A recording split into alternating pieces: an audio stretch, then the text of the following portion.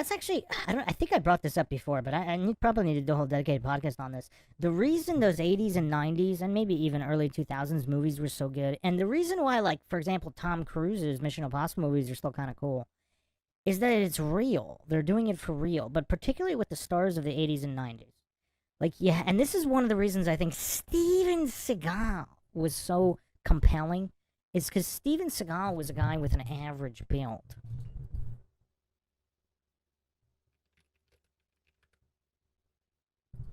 I mean, there was nothing. I mean, he was really tall, but there was nothing incredibly physically imposing. Like, if you didn't know who he was or his skill level,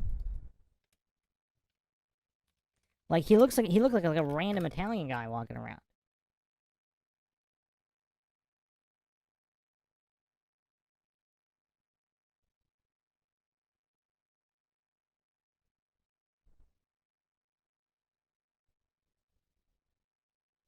Let me get this image on the screen here. So, like, for example, in Above the Law here, I mean, he's in his late 30s ish. I mean, there's nothing physically imposing about this guy. I mean, other than his height. I mean, he's really tall. But I mean, he's not really built. I mean, he's not, obviously he wasn't fat back then. And he's not, he's not really muscular. He's not really that muscular either. I mean, he's very average to slender in build. But his skill level was so off the charts. I mean, so absolutely incredible.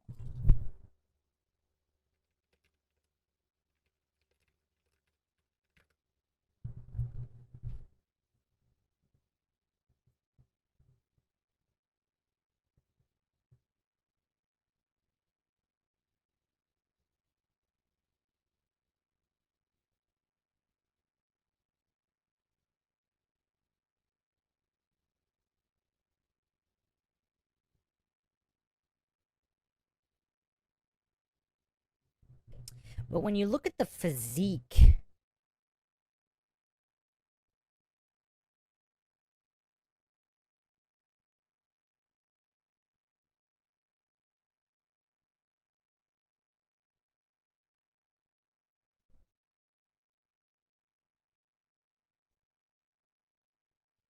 trying to get a good image here.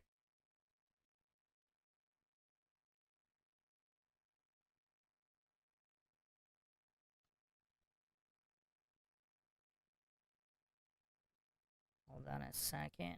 When you look at the physique of some of these guys from the 80s, 90s, or even anything before, even, like, there's a certain believability. I mean, obviously you're watching a movie, but there's a certain believability that these guys are larger than life, and that at least them playing the character can pull off, like, the crazy stunts, fights, shootouts, whatever. It's all for real. It's not like a green screen.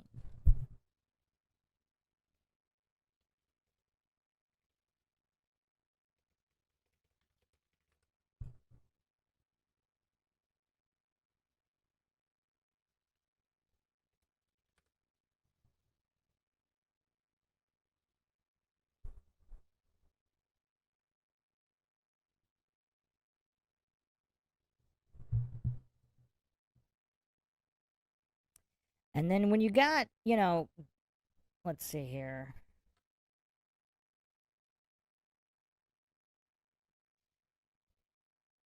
Whether it's superhero movies or whatever, when you got goofs, like, I actually did a whole podcast on the 80s and 90s action stars where I went over this a little bit. When you got goofs like Ryan Reynolds here, I mean, there's nothing believable about him in any kind of action capacity whatsoever.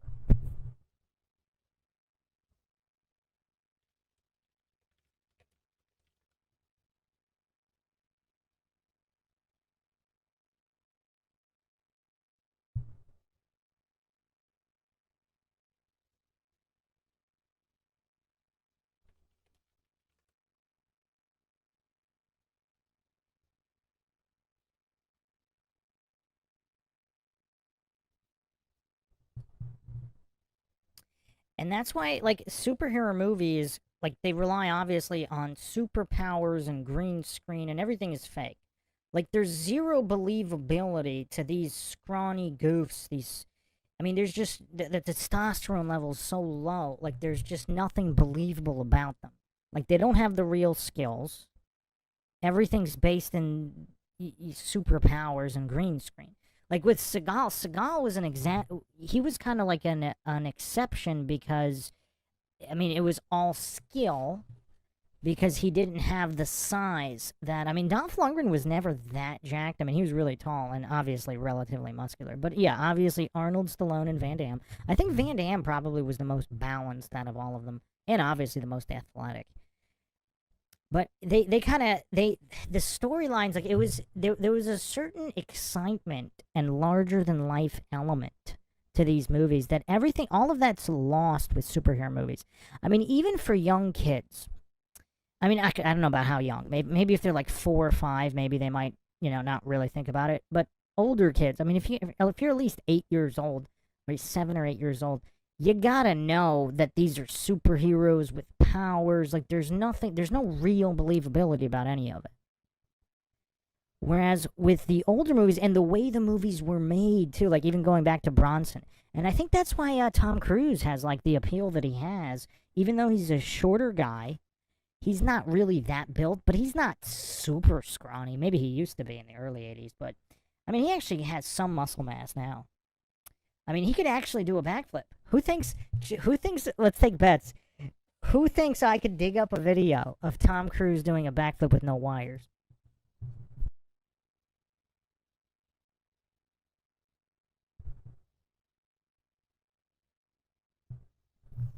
Uh-oh. I totally saw this clip before, but I don't think I can't find it now.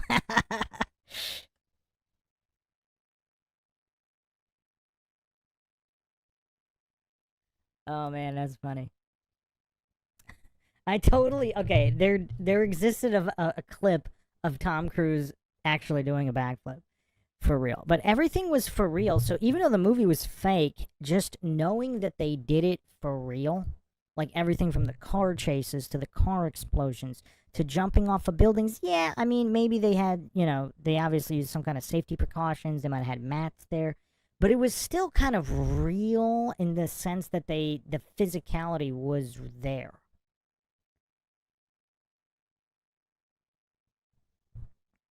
And with all of the newer movies, you got these soy goofs with like really low testosterone levels. There's no believability to them as action stars. Like, where are all the new action stars? Tom Cruise is a lot more than mildly impressive, Lord said. Welcome, Justin Johnson. Man, now I'm getting annoyed. Whenever I can't find something, why? What is the purpose of scrubbing Tom Cruise legit doing a backflip from the interwebs? But anyway, the point here is that they were kind of larger than life, and I think some of it has to do with like social media too. Like when you can actually see these people like tweet or post, there's a certain, it makes it less larger than life. Like there wasn't this connection, there wasn't so much communication in general with celebrities. So like these guys had a certain aura. I mean, I don't even know if it's. I guess it's still possible to have it today. I mean, Tony Jaa was pretty legit. More of the newer guys. Um, I mean, if you got the skill, I guess it could possibly work. But Silver Bear says Tom Cruise race car driving is legit.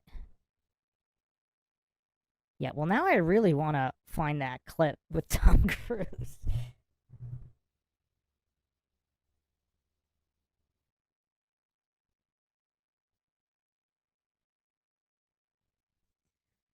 Okay, I found something. This isn't the one, but this is him training.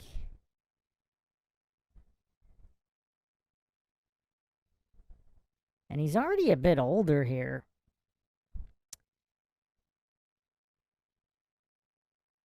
So I guess this would have been when he was first learning it.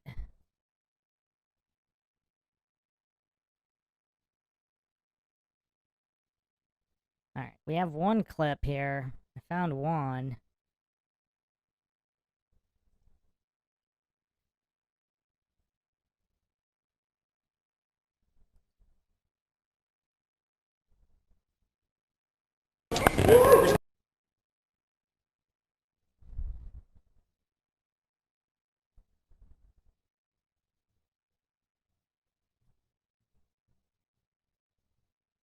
See what he does here. He's in street clothes. He's in jeans. It's not bad. I don't think they helped him that much. Looks like his form's okay. Swinging the arms for the momentum. Oh, he's in shoes? Yeah, that's pretty cool. Shoes are heavy. Let's see if there's another one. Yeah, I don't even know. This might have been like a Meta Cafe video. I don't remember. Justin says the only thing missing was the wire harness.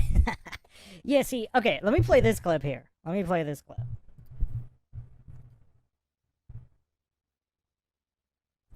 One second. This will really illustrate the point here. I saw this on Twitter. Really highlighting the differences in this new, what should we call it? The new soy era of Hollywood? In the soy era here. So this is what Hollywood is today.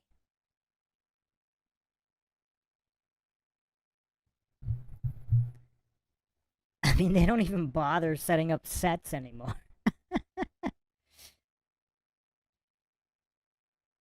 I mean, this is what it's come to. You just stand around and pretend you're on an elevator. They can't even build a prop elevator. They got these multi-million-dollar budgets, and they can't even build a prop. Like, they didn't even put something there. Like, they didn't even put, like, a green screen type prop elevator. I mean, this is what Hollywood has come to. I mean, the industry is practically dead. I mean, there's just really, like... I mean, even watching some of the green screen of those Avenger movies where they got to pretend to talk to somebody who's not there. I mean, it's just, it's so sad. Whereas if you look at the 80s and 90s, like, yeah, okay, look, obviously the movie's fake, but they're really throwing that car off a cliff and it's really exploding. And there's just something cool about that. There's just a certain appeal, a larger-than-life appeal there. I definitely remember seeing a video of Tom Cruise flipping without help. I don't know. Maybe this is after he hadn't done it in a long time. I don't remember. I don't know this was way back in the day where I saw it. I remember I wasn't even that impressed with Tom Cruise back then. This was many Mission Impossible movies ago. It might have been like a Meta Cafe video. That's how old this is. And he was doing it. Maybe this is after not having done it for so many years. He wanted them to stand there just in case he slipped or something. I don't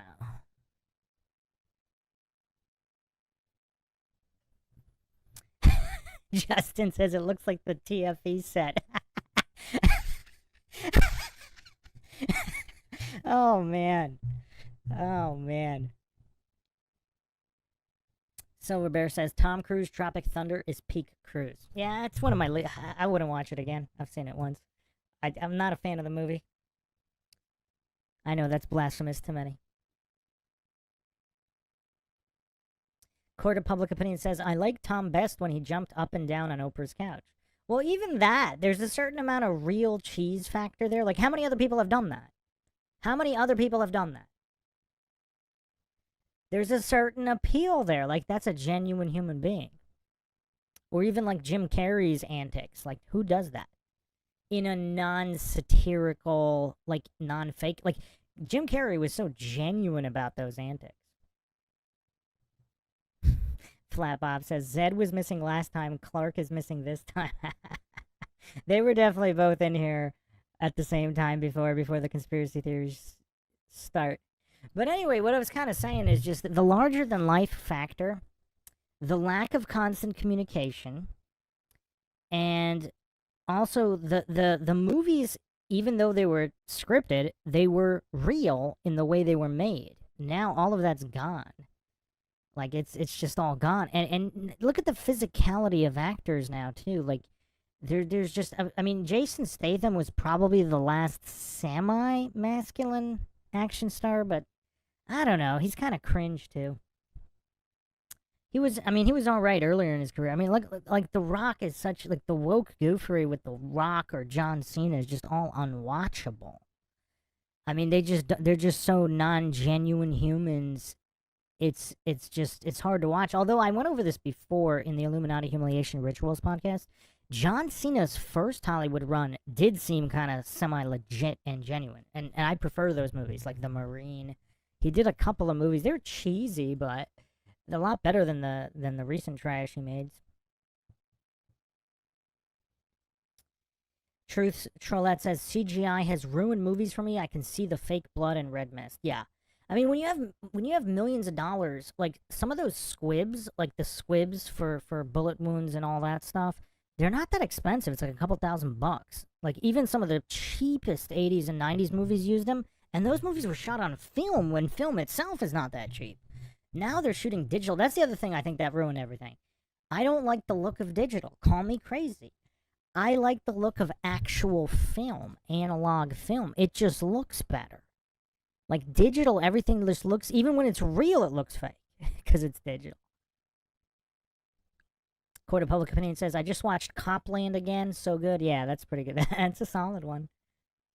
Ah, Ryan Gosling. Okay. So the driver, or Drive, it was Drive.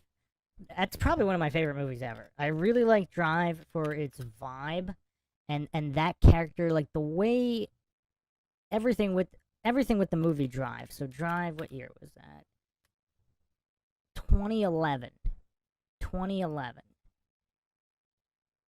That was a really good one. We haven't really talked about that on MindShock, but yeah, Ryan, that's probably the best Ryan Gosling movie.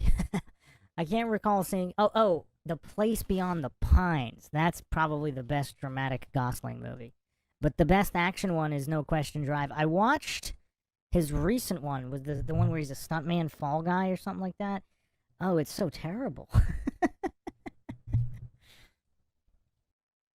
Truth Trollette says it definitely looks better analog. I think it just looks more real, and that gives it that just the realism there. That so even though you got your willing suspension of disbelief to watch the movie, yeah, it's all scripted, but when it's all being done for real, that just adds that extra element that's just completely absent in everything with CGI, all of the superhero movies. It's all crap. It's all gutter trash. Hollywood has been reduced to gutter trash. And that's another reason why, like you could say, Top Gun Maverick is one of the best modern Hollywood movies, because they did it all real. They did it all for real. Lord Zed says, Lord Zed really knows a lot of movies. Lord Zed, Murder by Numbers and Stay for Gosling. I'm not sure I've seen either one of those. Have you seen The Place Beyond the Pines? That is my absolute favorite Gosling movie of the one that I've seen on the dramatic side. On the action side, it's definitely Drive. Wow, that was back in '02. He's been around for a while. Huh? I gotta check this out. How have I not seen Murder by Numbers? This totally looks like the type of movie that I would watch. Oh man, I might watch that. I'm gonna watch that tomorrow. Hold on, let me get that bookmarked. Good call, Lord Zan. Good call.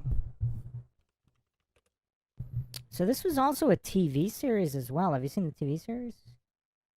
I'm not the biggest Bullock fan either, but obviously she's better than, pretty much anything nowadays. Have you seen Place Beyond the Pines? That one's one of the most underrated movies ever. Everybody should check that out. Lord Zed says, my strategy is find an actor, find the thrillers, and don't read anything else about it. Yeah, I don't even watch trailers anymore. I definitely don't watch trailers anymore. Welcome, Finn Hagen. Lord Zed says, I have a few actors watched all their thrillers or ones that look gnarly. Yeah, so just the final point here about all these guys. Like, yeah, it's just a lot more fun watching movies shot on analog film where they actually do all the stunts and everything's kind of done for real, even though it's obviously a fake, the script, it's all scripted, but that, in my opinion, is much higher quality entertainment. And you got these larger than life actors, superhero stars, that were actually real life superheroes instead of these CGI soy goofs that you get today. Oh, Big Pine Sailing on the opposite end of the spectrum. I've never cared about spoilers. I actually prefer knowing the whole plot before I watch a movie. Yeah, I like getting lost in the movie. I like knowing nothing about it, and then if it's good, you get lost in it. If it sucks, then it's just unwatchable.